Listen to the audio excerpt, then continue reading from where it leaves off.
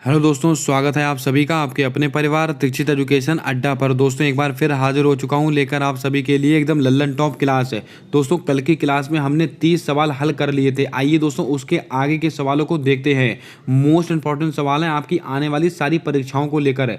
अगर आप कल एसएससी सीएचएसएल का एग्जाम देने वाले हैं तो इस क्लास को देख कर जाएँ। 100% 8 से 10 सवाल आपकी परीक्षा में आपको हूबहू देखने को मिलने वाले हैं। आइए शुरू करते हैं आज की क्लास, देखते हैं आज के सारे सवाल है। दोस्तों हमारा अगला सवाल कहता है कि 74वें गणतंत्र दिवस पर भारत के मुख्य अतिथि के रूप में कौन बने। मोस्ट इंपॉर्टेंट सवाल है। अब्देल फतेह अल सीसी बने हैं, मोहम्मद इरफान अली बने हैं, सुतमनी रुबुका बने हैं, एंथनी अल्बनीज बने हैं। दोस्तों इसको आप नोट कर लें। 74वें गणतंत्र दिवस पर भारत के मुख्य अतिथि कौन थे? Abdel Fattah CC. आपका ऑप्शन नंबर ए बिल्कुल सही जवाब होगा, इसको आप नोट करके रखें। ये दोस्तों कहाँ के राष्ट्रपति हैं तो आपको याद होगा, इजिप्ट मिस्र के। कहाँ के? इजिप्ट मिस्र के दोस्तों राष्ट्रपति हैं। दोस्तों कोप 27 इसका आयोजन कहाँ हुआ था? इजिप्ट मिस्र में हुआ था। और इजिप्ट मिस्र की राजधानी क्या है? काहिरा। काहिरा, इसको आप ध्यान में रखें। दोस्तों मोहम्मद इरफान अली, इनका संबंध किससे है? तो दोस्तों आपको याद होना चाहिए 17वां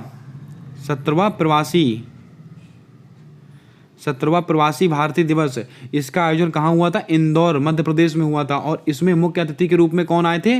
मोहम्मद इरफान अली, इसको आप ध्यान में रखें। एंथनी अल्बनीज, ये कहाँ के दोस्तों प्रधानमंत्री हैं? ऑस्ट्रेलिया के। कहाँ के? ऑस्ट्रेलिया के। आइए दोस्तों कोप 27 की बात आई है तो कोप से जितनी सवाल बनते हैं मैं आपको सारे नोट करा देता हूँ। अगर आपसे पूछा जाए कोप 26 इसका आयोजन कहाँ हुआ? गिलास्को। कोप 26 का आयोजन कहाँ पर हुआ था? गिलास्को में हुआ था। अगर आपसे दोस्तों पूछ लिया जाए कोप 27 का आयोजन कहाँ हुआ है तो आपको याद रखना है इजिप्ट मिस्र में। कोप 1 इसका आयोजन कहाँ हुआ था? बर्लिन में। कोप फर्स्ट 1995 में दोस्तों हुआ था कोप फर्स्ट का आयोजन, इसको भी आप ध्यान में रखें, अति महत्वपूर्ण सवाल है। आइए बढ़ते हैं अपने अगले प्रश्न की ओर। दोस्तों हमसे अगला सवाल पूछा गया कि 22वें विधि आयोग के अध्यक्ष किसको नियुक्त किया गया है? मल्लिकार्जुन खड़गे को किया गया, ऋतुराज अवस्थी को किया गया, मनोज पांडे को किया गया, अनिल चौहान को किया गया है। दोस्तों 22वें विधि आयोग के अध्यक्ष किसको नियुक्त किया गया है? ये ऋतुराज अवस्थी। आपका ऑप्शन नंबर बी बिल्कुल सही जवाब होगा, इसके ऊपर आप स्टार लगा लें। मोस्ट इंपॉर्टेंट सवाल है आपकी परीक्षा को लेकर। दोस्तों पहले विधि आयोग के अध्यक्ष कौन थे? मैकाले।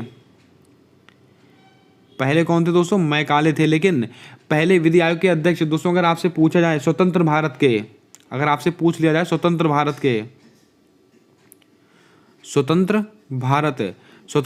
के पहले विधि आयोग के अध्यक्ष कौन थे? तो आपका जवाब होना चाहिए दोस्तों क्या? एमसी शीतलवाड़। ये 3 सवाल बनते हैं, इनको आप ध्यान में रखें।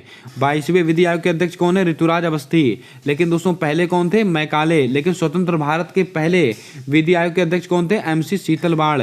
बात करते हैं मनोज पांडे। मोस्ट इंपॉर्टेंट सवाल दोस्तों आपको याद होगा, जल्दी से कमेंट करके बताएं मनोज पांडे इनका संबंध किससे है? ये सवाल मैंने आपको कई बार नोट कराया है। दोस्तों अनिल चौहान, आपको याद होगा भारत के second CDS chief defence of staff कौन है? अनिल चौहान जी हैं, आपको याद होगा। दोस्तों मल्लिकार्जुन खड़गे, मोस्ट इंपॉर्टेंट सवाल बनेगा। कांग्रेस के वर्तमान अध्यक्ष कौन है? मल्लिकार्जुन खड़गे, इनको बनाया गया है। और ये सवाल आपकी एसएससी जीडी की परीक्षा में और सीआरपीएफ की परीक्षा में पूछा गया सवाल है। आइए बढ़ते हैं अपने अगले सवाल की ओर। दोस्तों हमसे अगला सवाल पूछा गया कि फीफा वर्ल्ड कप 2022 में गोल्डन बूट का विजेता कौन बना? दोस्तों आप कोई सा भी एग्जाम देने जा रहे हो, फीफा से सवाल बनना आपकी परीक्षा में तय है।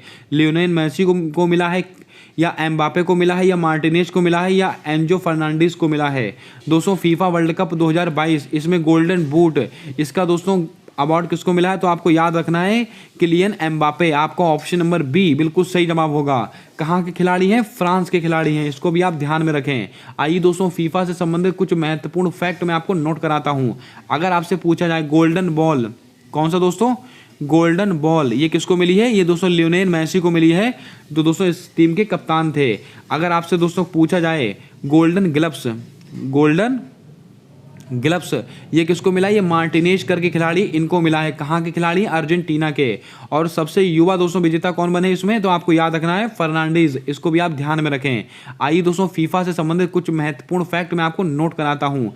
अगर आपसे पूछा जाए फीफा दोस्तों ये इसका विजेता कौन बना था? अर्जेंटीना इसका विजेता बना था। किसको हराया था? फ्रांस को हराया था। और दोस्तों फ्रांस 2018 में इसका विजेता बन चुका है, इसको भी आप ध्यान में रखें।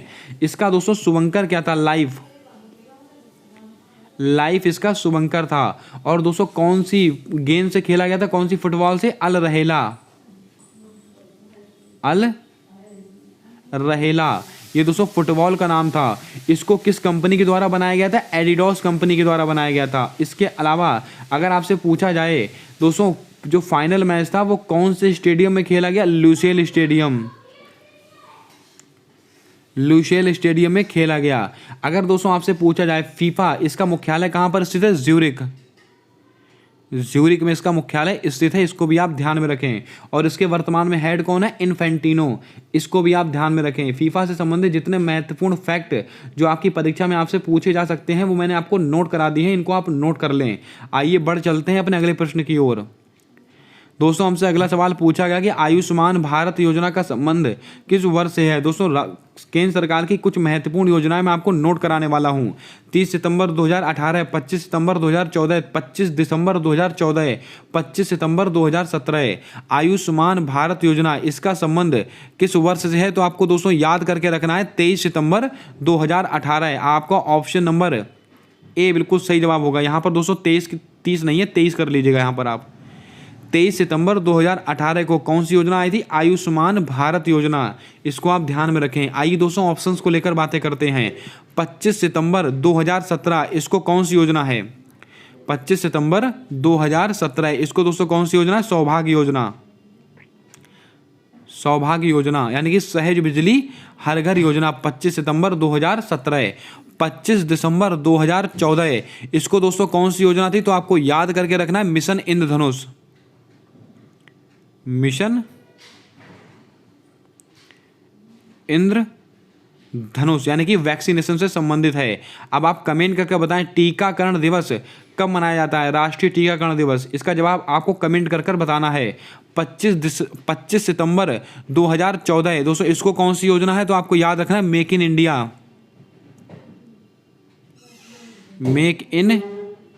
इंडिया, ये कब की योजना है? तो आपको याद रखना है 25 सितंबर 2014। दोस्तों मैंने आपको क्या क्या बताया? आयुष्मान भारत योजना कब की है? तो आपको याद करके रखना है 23 सितंबर 2018। इसके अलावा 25 सितंबर 2017 को कौन सी योजना? सौभाग्य योजना। 25 दिसंबर 2014 को कौन सी योजना? मिशन इंद्रधनुष। और 25 सितंबर 2014 को कौन सी योजना है? Make in India. आइए दोस्तों कुछ महत्वपूर्ण योजना मैं आपको यहीं पर और नोट करा देता हूं, इनको भी आप नोट कर लें। जैसे कि अगर आपसे पूछा जाए मृदा स्वास्थ्य कार्ड, कौन सी? मृदा स्वास्थ्य कार्ड, ये दोस्तों योजना कब की है? तो आपको याद करके रखना है 19 फरवरी 2015 की है, इसको भी आप ध्यान में रखें। कहाँ से शुरू हुई थी? सूरत नगर से शुरू हुई थी। बेटी बचाओ बेटी पढ़ाओ योजना ये कब की है? 22 जनवरी 2015 की योजना है बेटी बचाओ बेटी पढ़ाओ योजना। कहाँ से प्रारंभ हुई थी? हरियाणा पानीपत। इसके अलावा अगर आपसे पूछा जाए जन धन योजना, मोस्ट इंपॉर्टेंट सवाल, वित्तीय समावेशन की सबसे बड़ी योजना ये कब की है?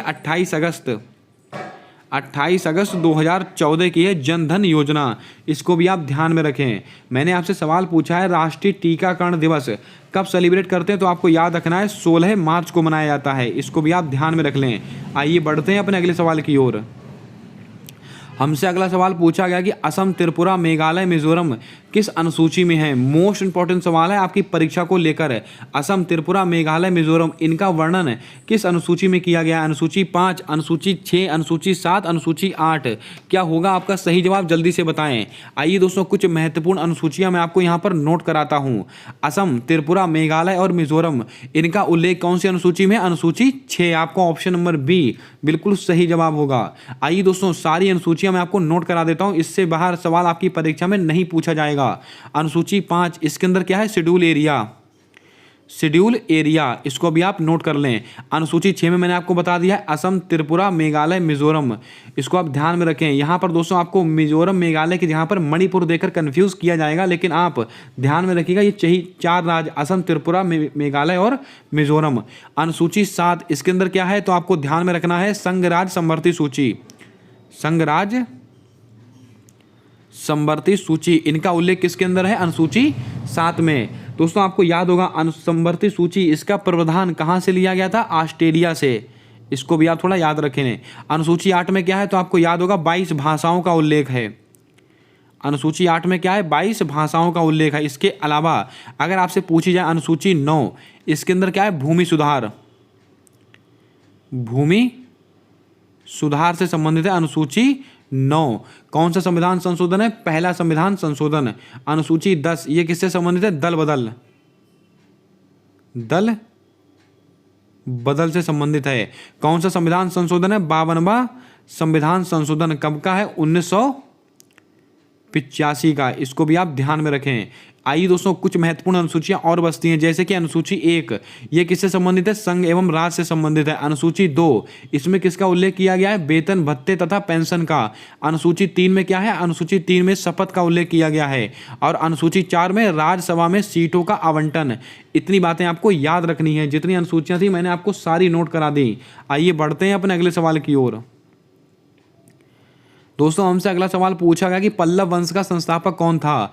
बिंबिसार, विजयानंद, कडफिसर, सिंह विष्णु। दोस्तों एक वंश के संस्थापक हर शिफ्ट में आपकी परीक्षा में आपसे पूछे जा रहे हैं, तो आप इन सब चीज़ों को अच्छे से नोट कर लें और अच्छे से पढ़कर जाएं। 100% आपको आपकी परीक्षा में सवाल मिलने वाला है। पल्लव वंश, इसके दोस्तों संस्थापक कौन थे? तो आपको याद रखना है सिंह विष्णु। आपका ऑप्शन नंबर डी बिल्कुल सही जवाब होगा, इसको आप ध्यान में रख लें। पल्लव वंश के संस्थापक कौन है? सिंह विष्णु। बात करते हैं बिंबिसार, ये कौन से वंश के संस्थापक है? हर्यक वंश, हर्यक वंश। हर्यक वंश के संस्थापक कौन है? बिंबिसार। विजयानंद, ये दोस्तों किस वंश के संस्थापक हैं? चोल वंश, चोल वंश। चोल वंश के संस्थापक कौन है? तो आपको याद रखना है विजयानंद। कडफिसस, ये किस वंश के संस्थापक हैं? तो आपको याद रखना है कुषाण वंश, कुषाण वंश। इसके अलावा अगर आपसे पूछा जाए दंती दुर्ग, ये दोस्तों किस वंश के संस्थापक हैं? राष्ट्रकूट वंश। दंती दुर्ग, ये किस वंश के संस्थापक है? राष्ट्रकूट, राष्ट्रकूट वंश के संस्थापक हैं। अगर आपसे पूछा जाए खिर्ज खां, खिर्ज खां, ये किस वंश के संस्थापक हैं? सैयद वंश। इसको भी आप ध्यान में रखें। कुछ महत्वपूर्ण वंश थे जो मैंने आपको नोट करा दिए। आइए बढ़ते हैं अपने अगले सवाल की ओर। दोस्तों हमसे अगला सवाल पूछा गया कि मैटूर बांध किस नदी पर स्थित है? कावेरी नदी पर, कृष्णा नदी पर, नर्मदा नदी पर, पेरियार नदी पर है। दोस्तों इसको मैं कई बार आपको नोट करा चुका हूं, आपको रट गए होंगे ये सब सवाल है। मैटूर बांध किस नदी पर स्थित है? तो आपको याद रखना है ये कावेरी नदी पर स्थित है। आपका ऑप्शन नंबर ए बिल्कुल सही जवाब होगा। इसके अलावा अगर आपसे पूछा जाए कावेरी नदी, इस पर और क्या स्थित है? शिव समुद्रम जलप्रपात, शिव समुद्रम जल प्रपात, ये किस नदी पर स्थित है? कावेरी नदी पर है। कृष्णा नदी पर दोस्तों क्या स्थित है? अलमाटी बांध, अलमाटी बांध। इसके अलावा दोस्तों और क्या है? नागार्जुन सागर बांध, नागार्जुन सागर बांध। नर्मदा नदी पर दोस्तों क्या क्या स्थित है? तो आपको याद होना चाहिए धुआंधार जलप्रपात, ओंकारेश्वर बांध, और दोस्तों एक है सरदार सरोवर बांध। सरदार सरोवर बांध किस नदी पर स्थित है? नर्मदा नदी पर। और दोस्तों लास्ट में पेरियार नदी, इस पर कौन सा बांध स्थित है? इडुक्की बांध, इडुक्की बांध। इसको भी आप ध्यान में रखें। आइए बढ़ते हैं अपने अगले सवाल की ओर। हमसे अगला सवाल पूछा गया कि तराइन का द्वितीय युद्ध किस वर्ष हुआ था? आइए दोस्तों कुछ महत्वपूर्ण युद्ध मैं आपको यहाँ पर नोट करा देता हूँ। आपकी परीक्षा में इस स्लाइड से 100% सवाल पूछा जाएगा। तराइन का द्वितीय युद्ध किस वर्ष हुआ था? 1556, 1761, 1191, 1192। तो आपको याद रखना है तराइन का जो द्वितीय युद्ध था वो किस वर्ष हुआ था? 1192। आपका ऑप्शन नंबर बी, सॉरी दोस्तों आपका ऑप्शन नंबर डी बिल्कुल सही जवाब होगा। आइए दोस्तों बात करते हैं सब महत्वपूर्ण युद्धों को लेकर, जैसे कि 1556, इसको क्या हुआ था? पानीपत का दूसरा युद्ध, पानीपत का सेकंड युद्ध। ये कब हुआ था? 1556 में। 1761, इसमें क्या हुआ था? पानीपत का तीसरा युद्ध हुआ था। इसको भी आप ध्यान में रख लें। 1191, इसमें क्या हुआ था? तराइन का पहला युद्ध हुआ था। इसको भी आप ध्यान में रखें। इसके अलावा अगर आपसे पूछा जाए पानीपत का प्रथम युद्ध ये कब हुआ था? तो आपको याद होगा 1526 में। पहला युद्ध कब हुआ था? 1526 में हुआ था, इसको आप ध्यान में रख लें। इसके अलावा कन्नौज का युद्ध ये कब हुआ था? मोस्ट इंपॉर्टेंट सवाल है। कन्नौज का युद्ध ये कब हुआ था? 1540 में हुआ था, इसको भी आप ध्यान में रखें। दोस्तों आइए मैं आपको बताता हूँ कुछ और डेटें, इनको भी आप नोट करके रखें। जैसे कि अगर आपसे पूछा जाए खानवा का युद्ध ये कब हुआ था? 1527 में हुआ था खानवा का युद्ध। हल्दी घाटी का युद्ध कब हुआ था? 1576 में हुआ था हल्दी घाटी का युद्ध, इसको भी आप ध्यान में रखें। ये सब कुछ महत्वपूर्ण युद्ध थे, मैंने आपको नोट करा दिए। आइए बढ़ते हैं अपने अगले सवाल की ओर। हमसे अगला प्रश्न पूछा गया कि जपोरोजिया परमाणु संयंत्र कहाँ पर स्थित है? रूस, यूक्रेन, अमेरिका, कनाडा। दोस्तों आपको याद होगा रूस यूक्रेन संकट में आप सब दोस्तों अच्छी तरीके से इस सवाल के ऊपर वाकिफ होंगे। जपोरोजिया परमाणु संयंत्र कहाँ पर स्थित है? ये यूक्रेन में स्थित है। आपको ऑप्शन नंबर बी बिल्कुल सही जवाब होगा। रूसी सेना ने दोस्तों इसके ऊपर अटैक किया था, आपको याद होगा। और दोस्तों चेर्नोबिल जो घटना हुई थी वो दोस्तों इसी से संबंधित है, जपोरोजिया परमाणु संयंत्र से संबंधित है, इसको भी आप ध्यान में रख लें। दोस्तों यूक्रेन की वर्तमान में राजधानी क्या है? कीव। यूक्रेन की राजधानी क्या है? कीव, इसको आप नोट कर लें। अब दोस्तों यूक्रेन के जो राष्ट्रपति हैं जेलेंस्की, इनको दोस्तों बहुत ही फेमस पुरस्कार दिया गया अभी हाल ही जल्दी में। कमेंट करके बताएं वो कौन सा पुरस्कार था, उसका जवाब आपको कमेंट कर बताना है। आइए बढ़ते हैं अपने अगले सवाल की ओर। हमसे अगला सवाल पूछा गया कि थुंडी और कदमत बीच कहाँ पर स्थित हैं? अंडमान निकोबार, लक्षद्वीप, उड़ीसा, मणिपुर। दोस्तों आपको बता दें थुंडी और कदमत बीच ये दोनों क्यों महत्वपूर्ण है? क्योंकि दोस्तों इनको 2022 में ब्लू फ्लैग प्रमाणन सर्टिफिकेट दिया गया है, इसीलिए ये महत्वपूर्ण है। और ये कहाँ पर स्थित है? ये लक्षद्वीप में स्थित है। आपका ऑप्शन नंबर बी बिल्कुल सही जवाब होगा, इसको आप ध्यान में रखें। दोस्तों आपको बता दें लक्षद्वीप, इसकी राजधानी क्या है? कवरत्ती। क्या राजधानी है इसकी? कवरत्ती इसकी राजधानी है। अंडमान निकोबार, इसको दोस्तों 10 डिग्री चैनल अलग करता है। और अगर आपसे पूछा जाए भारत का एकमात्र सक्रिय ज्वालामुखी कौन सा? बैरन द्वीप। और कहाँ पर स्थित है? अंडमान निकोबार में ही स्थित है। इसके अलावा अगर आपसे पूछा जाए अंडमान निकोबार, महात्मा गांधी समुद्री राष्ट्रीय उद्यान नेशनल पार्क कहाँ पर स्थित है? तो आपको याद रखना है अंडमान निकोबार में ही स्थित है, इस बात को भी आपको ध्यान में रखना है। आइए बढ़ते हैं अपने अगले सवाल की ओर। दोस्तों हमसे अगला सवाल कहा गया कि विश्व हिंदी सम्मेलन 2023 इसका आयोजन कहाँ होगा? Mauritius, Fiji, Singapore, Indonesia. ये चारों दोस्तों नाम अति महत्वपूर्ण है। मोस्ट इंपॉर्टेंट सवाल बताऊंगा इस सवाल से आपको। विश्व हिंदी सम्मेलन 2023 इसका आयोजन कहाँ पर होने वाला है? तो आपको याद होगा ये दोस्तों फिजी में हुआ है। आपका ऑप्शन नंबर बी बिल्कुल सही जवाब होगा, इसको आप ध्यान में रखें। और इसमें दोस्तों अतिथि के रूप में दोस्तों कौन थे? इसका जवाब आपको कमेंट कर बताना है। अब दोस्तों कुछ महत्वपूर्ण फैक्ट यहाँ से आप नोट कीजिएगा। विश्व हिंदी दिवस कब मनाते हैं? 10 जनवरी को। कब मनाते हैं? 10 जनवरी को। आपको दोस्तों याद होगा 10 जनवरी 1975 को क्या हुआ था? पहला विश्व हिंदी सम्मेलन हुआ था। कहाँ पर? नागपुर में। इसको भी आप ध्यान में रखें, ये सवाल भी कई बार आपकी परीक्षाओं में तरह तरह से रिपीट हुआ है। अब दोस्तों हिंदी की बात आइए दोस्तों कुछ महत्वपूर्ण तथ्य हम एक बार रिवाइज करते हैं। मैंने आपको कल भी बताए थे दोस्तों, भारत की राजभाषा हिंदी और लिपि देवनागरी होगी। किस आर्टिकल में? आर्टिकल 343 में है, आपको याद होना चाहिए। आइए बढ़ते हैं अपने अगले प्रश्न की ओर। हमसे अगला सवाल पूछा गया कि G20 का मुख्य समन्वयक किसको नियुक्त किया गया है? अमिताभ कांत, हर्षवर्धन श्रृंखला या गिलबर्ट या अनंत नागेश्वरन। दोस्तों आपको बता दें ये चारों नाम मोस्ट इंपॉर्टेंट है आपकी परीक्षा को लेकर। G20 दोस्तों इसके मुख्य समन्वयक किसको नियुक्त किया गया, यानी कि चीफ कोऑर्डिनेटर किसको बनाया गया है? हर्षवर्धन श्रृंखला को बनाया गया है। आपको ऑप्शन नंबर बी बिल्कुल सही जवाब होगा। अमिताभ कांत को दोस्तों क्या बनाया गया है? G20 का शेरपा। G20 का शेरपा किसको नियुक्त किया गया? अमिताभ कांत। दोस्तों आप सबको पता है G20 2022 इसकी बैठक कहां पर हुई थी? इंडोनेशिया बाली में। कहां पर? इंडोनेशिया बाली में हुई थी। और 2023 की बैठक कहां पर हुई? अपने भारत देश में। दोस्तों इसकी एक थीम निर्धारित की गई है एक तो होता है वसुधैव कुटुंबकम, ये दोस्तों उसका ध्येय वाक्य, लेकिन इसकी एक थीम निर्धारित की गई थी। वो थीम क्या है जल्दी से कमेंट कर कर आपको बताना है। मोस्ट इंपॉर्टेंट सवाल है आपकी आने वाली सभी शिफ्टों के लिए। गिलबर्ट, ये दोस्तों कौन है? ILO यानी कि अंतर्राष्ट्रीय श्रम संगठन, इसके दोस्तों वर्तमान में महानिदेशक कौन बने हैं? गिलबर्ट। और अंतर्राष्ट्रीय श्रम संगठन इसका मुख्यालय दोस्तों कहां पर स्थित है? जल्दी से आपको बताना है। जिनेवा में। कहां पर दोस्तों?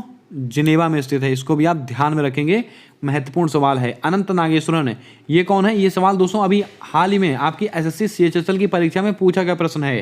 दोस्तों अनंत नागेश्वरन कौन है? तो आपको याद होगा भारत के मुख्य आर्थिक सलाहकार यानी कि दोस्तों मुख्य इकोनॉमिकल एडवाइजर हैं ये दोस्तों कौन? अनंत नागेश्वरन। अगर आपसे पूछा जाए भारत के प्रधान वैज्ञानिक सलाहकार कौन है, तो आपको याद होना चाहिए अजय कुमार सूद। इसको भी आप लिख लें।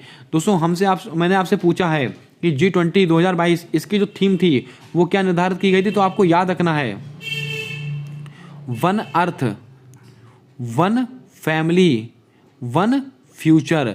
इस सवाल को आप रट डालें जितना हो सकता है उतना।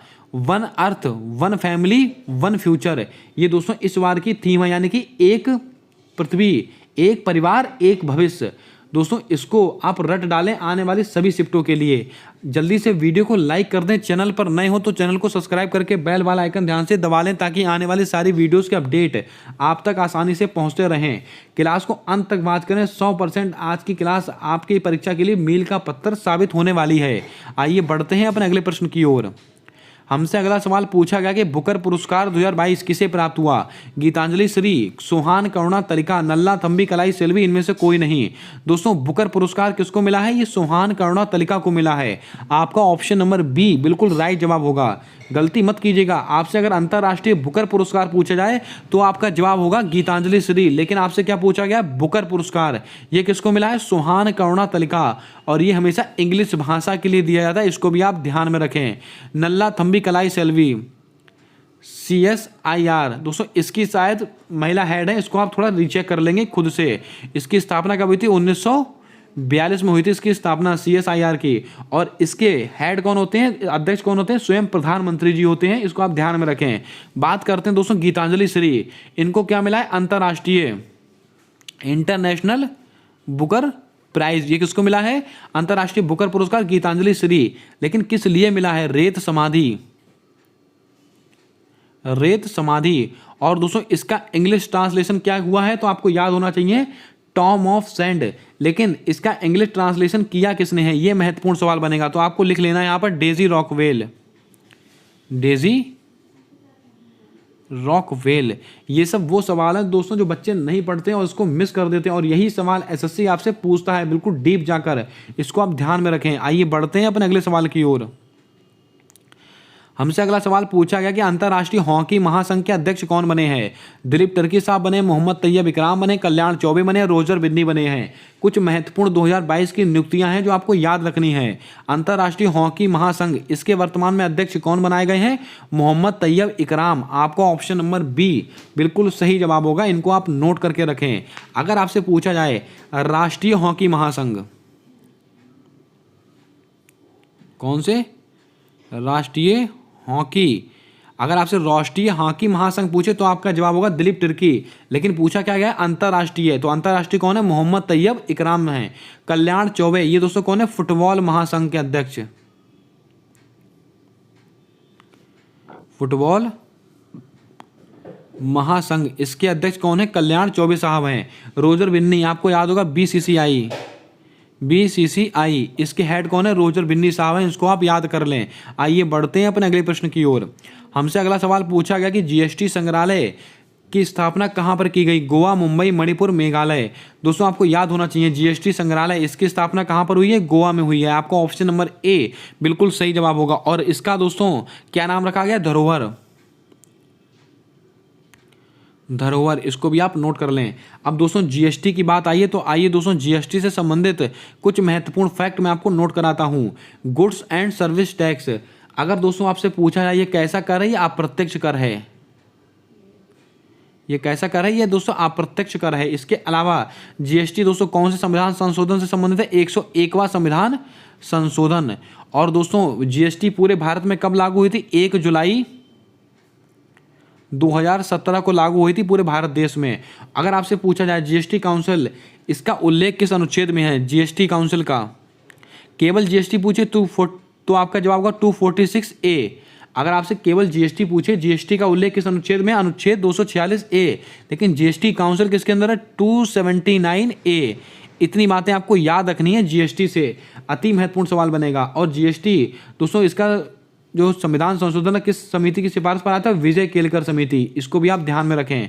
आइए बढ़ते हैं अपने अगले और अति महत्वपूर्ण सवाल की ओर। हमसे अगला सवाल पूछा गया कि नौसेना में प्रोजेक्ट 75 के तहत कितनी पनडुब्बियां शामिल हुई हैं, 5, 6, 7, 8। दोस्तों आपको याद होना चाहिए प्रोजेक्ट 75 के तहत, जिसमें दोस्तों भारत और फ्रांस ने हिस्सा लिया है, और इसके अंदर कितनी पनडुब्बियां बनाई गई हैं, 6 पनडुब्बियां बनाई गई हैं। आपका ऑप्शन नंबर बी बिल्कुल राइट जवाब होगा। अब लेकिन वो 6 पनडुब्बियां हैं कौन कौन सी, तो आपको याद रखना है, कलवरी,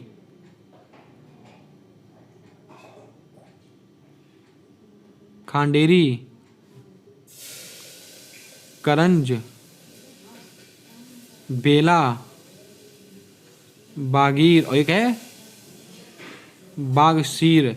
ये दोस्तों 6 पनडुब्बियां, कलवरी, खांडेरी, करंज, बेला, बागीर, बागसीर। दोस्तों आपको बता दें ये क्रम से हैं बिल्कुल। और दोस्तों अभी हाल ही में 5वीं पनडुब्बी बागीर, इसको दोस्तों हमारी नौसेना में शामिल कर लिया गया है। इसको आप नोट कर लें, ये सवाल आपसे परीक्षा में पूछे जाने की प्रबल संभावना रहने वाली है। आइए बढ़ते हैं अपने अगले सवाल की ओर। हमसे अगला सवाल पूछा गया कि ओलंपिक संघ की पहली महिला अध्यक्ष कौन बनाई गई हैं, कर्णम मल्लेश्वरी, पीटी ऊषा, मीराबाई चानू, निखत जरीन। दोस्तों ओलंपिक के इतिहास में बहुत बड़ा फैसला लिया गया है। ओलंपिक संघ की पहली महिला अध्यक्ष ये किसको बनाया गया, पीटी ऊषा को बनाया गया। आपका ऑप्शन नंबर बी बिल्कुल सही जवाब होगा, इनको आप नोट कर लें। अगर आपसे पूछा जाए इनको क्या क्या कहते हैं, तो आपको याद रखना है पयोली एक्सप्रेस, पयोली एक्सप्रेस, और दोस्तों उड़न परी, उड़न परी, इसको आप ध्यान में रखेंगे, सवाल अति महत्वपूर्ण रहेंगे। किसको बनाया गया, पीटी ऊषा को। कर्णम मल्लेश्वरी ये कहाँ की रहने वाली है, आंध्र प्रदेश की रहने वाली है। किससे संबंधित है, वेट लिफ्टिंग से संबंधित है। मीराबाई चानू ये कहाँ की रहने वाली है, मणिपुर की रहने वाली है। किससे संबंधित है, वेट लिफ्टिंग से संबंधित है। और इन्होंने कॉमनवेल्थ गेम के अंदर 49 किलोग्राम की कैटेगरी में भारत को गोल्ड मेडल दिलाया है। निखत जरीन इनका संबंध किससे है, बॉक्सिंग से। विश्व मुक्केबाजी चैंपियनशिप में भारत को पदक दिलाने वाली महिला कौन है, निखत जरीन। इसके अलावा कॉमनवेल्थ गेम में समापन कार्यक्रम में ध्वज भाग कौन थी, निखत जरीन और शरत कमल। इसको भी आप थोड़ा याद रखें। आइए बढ़ते हैं अपने अगले सवाल की ओर। हमारा अगला सवाल कहता है कि महात्मा गांधी राष्ट्रीय समुद्री उद्यान कहाँ पर स्थित है। इसको हमने अभी डिस्कस कर लिया है, कहाँ पर स्थित है, अंडमान निकोबार में स्थित है। इसको भी आप ध्यान में रखेंगे, ये सवाल महत्वपूर्ण है, इसलिए मैंने आपको कई बार इसको नोट भी कराया है। दोस्तों बात करते हैं अरुणाचल प्रदेश। यहाँ पर आपको 2 से 3 चीज़ें बहुत मोस्ट इंपॉर्टेंट में याद रखनी है, जैसे कि सेला सुरंग कहाँ पर स्थित है, अरुणाचल प्रदेश। बोमडीला दर्रा कहाँ पर स्थित है, अरुणाचल प्रदेश। पाक्के टाइगर रिजर्व कहाँ पर स्थित है, अरुणाचल प्रदेश। नामदफा राष्ट्रीय उद्यान कहाँ पर स्थित है, अरुणाचल प्रदेश। और मोलिंग राष्ट्रीय उद्यान कहाँ पर स्थित है, अरुणाचल प्रदेश। इसको भी आप याद कर लें। असम से दोस्तों आपको क्या याद रखना है, असम का पुराना नाम क्या था, कामरूप। और असम में अभी हाल ही में IIT गुवाहाटी में दोस्तों परम कामरूप सुपर कंप्यूटर विकसित किया गया है। और यहाँ पर क्या महत्वपूर्ण है, देहिंग पटकाई राष्ट्रीय उद्यान कहाँ पर स्थित है, असम में स्थित है। भारत का सबसे नवीनतम राष्ट्रीय उद्यान, इसको भी आप नोट कर लें। मणिपुर यहाँ पर क्या स्थित है, काबुल लामजाओ नेशनल पार्क और लोकटक झील। यानी कि दोस्तों भारत का एकमात्र तैरता हुआ राष्ट्रीय उद्यान कहाँ पर स्थित है, मणिपुर में। आइए बढ़ते हैं अपने अगले सवाल की ओर। हमारा अगला सवाल कहता है कि हिम प्रहरी योजना का संबंध किस राज्य से है, गुजरात, छत्तीसगढ़, उत्तराखंड, सिक्किम। तो आपको दोस्तों याद रखना है हिम प्रहरी योजना, इसका संबंध किस राज्य से है, उत्तराखंड। आपका ऑप्शन नंबर सी बिल्कुल राइट जवाब होगा, इसको आप ध्यान में रखें। अगर आपसे पूछा जाए छत्तीसगढ़ कौशल्या मातृत्व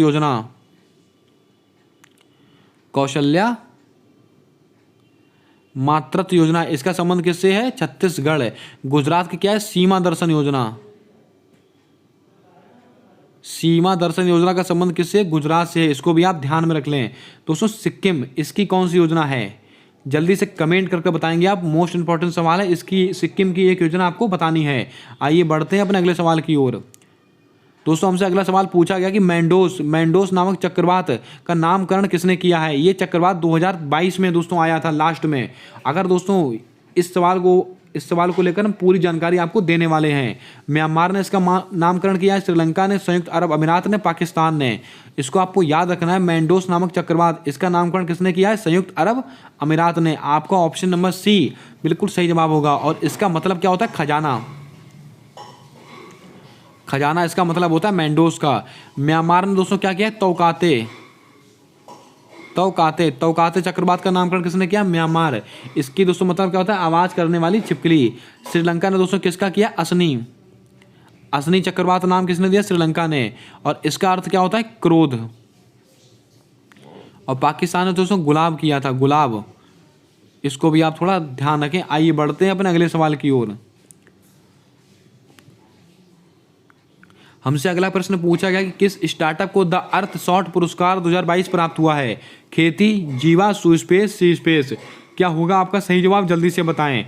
दोस्तों किस स्टार्टअप को द अर्थ शॉर्ट पुरस्कार 2022 प्राप्त हुआ? ये खेती को मिला है। आपको ऑप्शन नंबर ए बिल्कुल सही जवाब होगा। और ये कहाँ से संबंधित है? तमिलनाडु। इसको भी आप नोट कर लें, तमिलनाडु।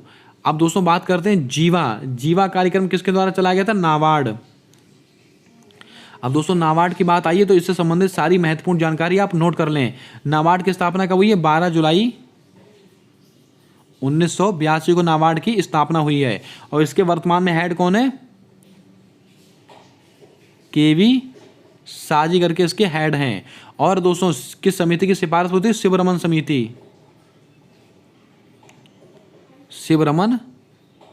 समिति की सिफारिश पर नाबार्ड की स्थापना हुई थी। इसको आप नोट कर लें। और ये प्रश्न आपकी एसएससी सीएचएसएल की परीक्षा में पूछा गया सवाल है। आइए बढ़ते हैं अपने अगले प्रश्न की ओर। हमसे अगला सवाल पूछा गया कि परम पोरुल सुपर कंप्यूटर किसके द्वारा विकसित किया गया? IIT Gandhinagar, IIT Guwahati, NIT Tiruchirappalli, IIT Roorkee. शायद इस सवाल को हमने कल भी डिस्कस किया था। परम पोरुल सुपर कंप्यूटर किसके द्वारा विकसित किया गया है? एनआईटी तिरुचिरापल्ली। आपका ऑप्शन नंबर सी बिल्कुल सही जवाब होगा। दोस्तों आईआईटी गांधीनगर, इसके द्वारा परम अनंत सुपर कंप्यूटर किसके द्वारा विकसित किया गया? आईआईटी गांधीनगर। आईआईटी गुवाहाटी परम कामरूप।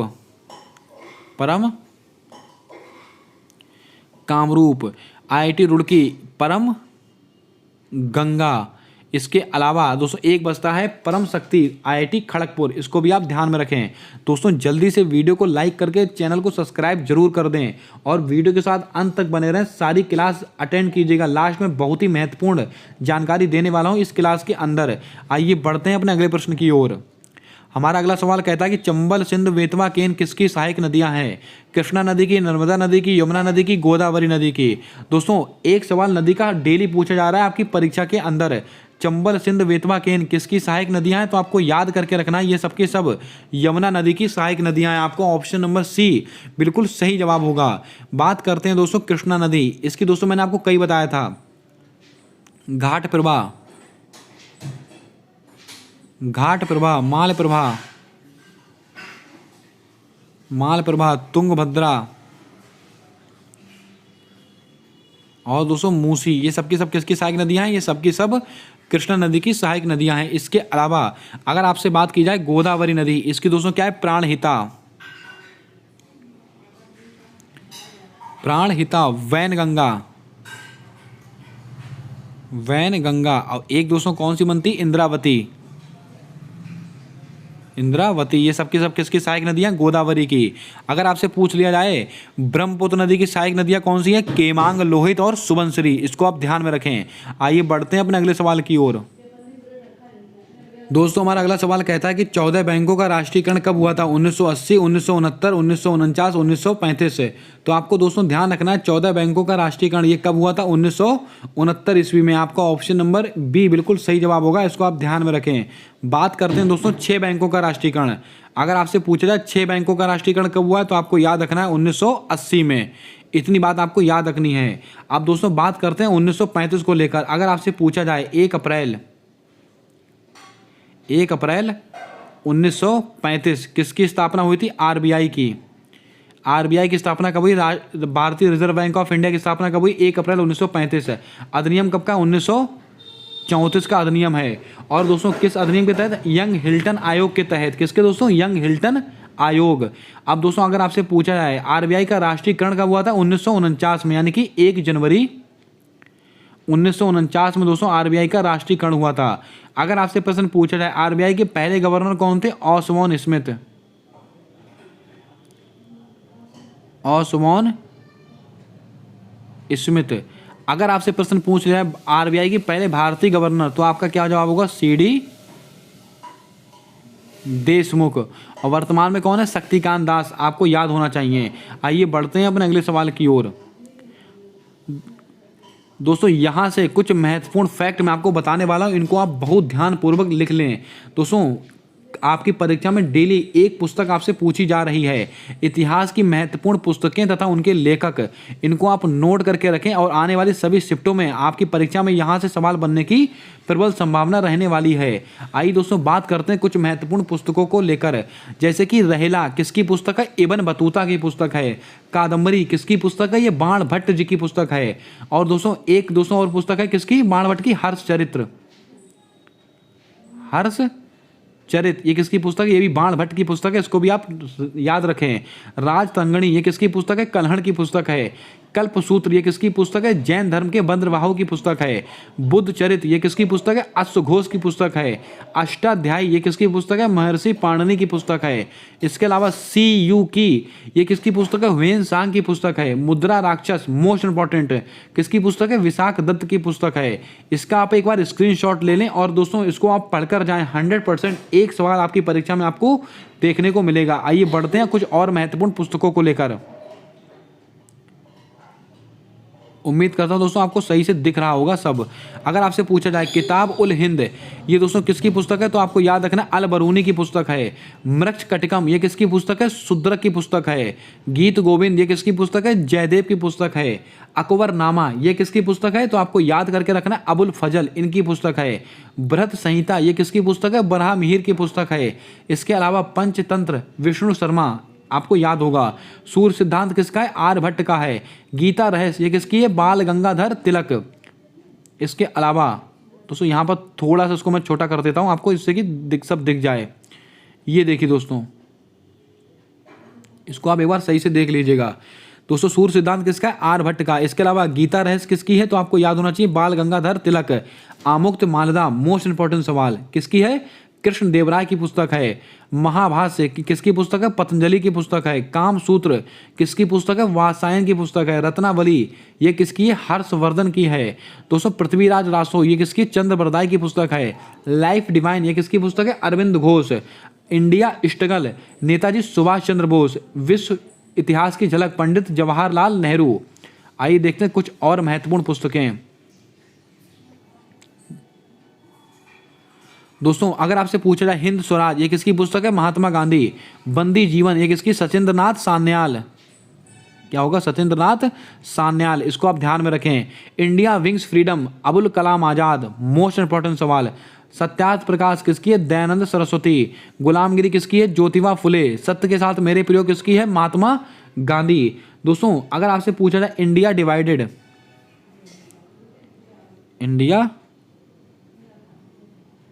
डिवाइडेड ये किसकी पुस्तक है? डॉक्टर राजेंद्र प्रसाद की पुस्तक है। इसको भी आप ध्यान में रख लें, ये सवाल भी महत्वपूर्ण है। यहाँ पर दोस्तों मैंने आपको जितनी इतिहास की कुछ महत्वपूर्ण पुस्तकें थी मैंने आपको नोट करा दिया, इनको आप नोट करके रखें। दोस्तों उम्मीद करता हूँ आज की क्लास आपको पसंद आई होगी, आज का वीडियो आपको अच्छा लगा होगा। अगर क्लास पसंद आई है तो क्लास को लाइक कर दें, चैनल पर नए हो तो चैनल को सब्सक्राइब करके बेल वाला आइकन ध्यान से दबा लें ताकि आने वाली सारी वीडियोस के अपडेट आप तक आसानी से पहुंचते रहें। मिलते हैं आने वाली अगली वीडियो के साथ एक नए एनालिसिस के साथ, तब तक के लिए जय हिंद जय भारत दोस्तों।